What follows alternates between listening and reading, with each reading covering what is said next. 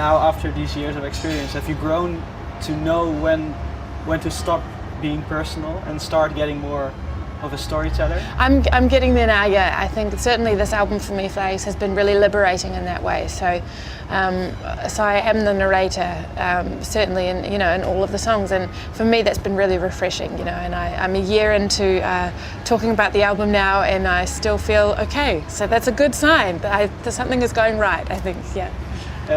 Do you have some sort of jury you present your songs to for approval?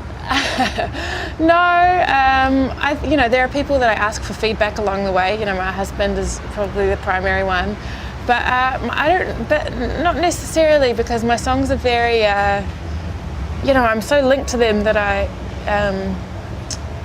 it's sometimes hard to hear, especially if they're in the process, if they're not finished yet. I don't necessarily want to expose it to a lot of opinions because it's not done yet. So, yeah. In your career, you have always heard yes far more often than no, I think, right? I suppose. I mean, I don't know. I've been certainly when it comes to the song side of things and the music side of things. Well, I suppose when it comes to my whole career, really, I mean, in the end, the buck stops with me, and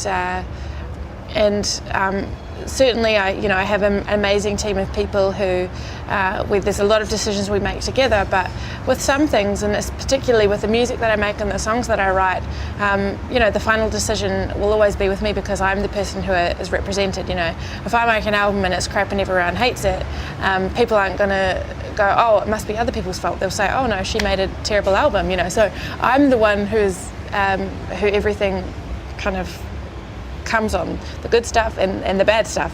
So I need to make sure that whatever I'm putting out there, I'm prepared to take full responsibility for, whether for better or for worse. And what are the subjects you keep coming back to? What are your obsessions as a songwriter? I think my themes are getting broader in my writing. Certainly more so than with my first. But I suppose with this album, I talk about. There's a travelling song. There's a song about the cycle of grief. There's summary, upbeat songs. There's a song about vanity. A song about injustice. So kind of, I'm finding ways of articulating in song the things that I mull over in my mind. It's certainly something I'm hopefully getting more of a grasp on as I go on. Yeah. Coachella, for example, was inspired by Fleet Foxes concert, yes, right? Yes. Which you described as being quite a magical thing. Yeah. Can you remember the first moment in which you sat down listening to music and had that sort of magical experience?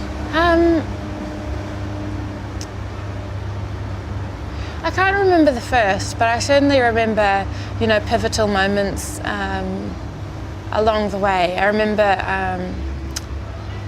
when I was about 12, maybe even younger, or maybe slightly older, I can't remember, but all my friends were listening to Snoop Dogg, Wu-Tang Clan, TLC, and I was at that stage going home and playing for hours on the piano by myself, and had this world all of my own, and what I was doing in my private time didn't relate to Wu-Tang Clan, or that kind of thing.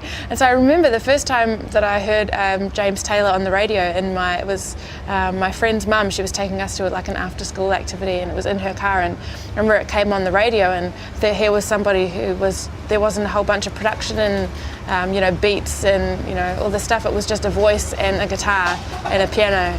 And I remember thinking, oh, like I understand that. I connect to that. So certainly things like that.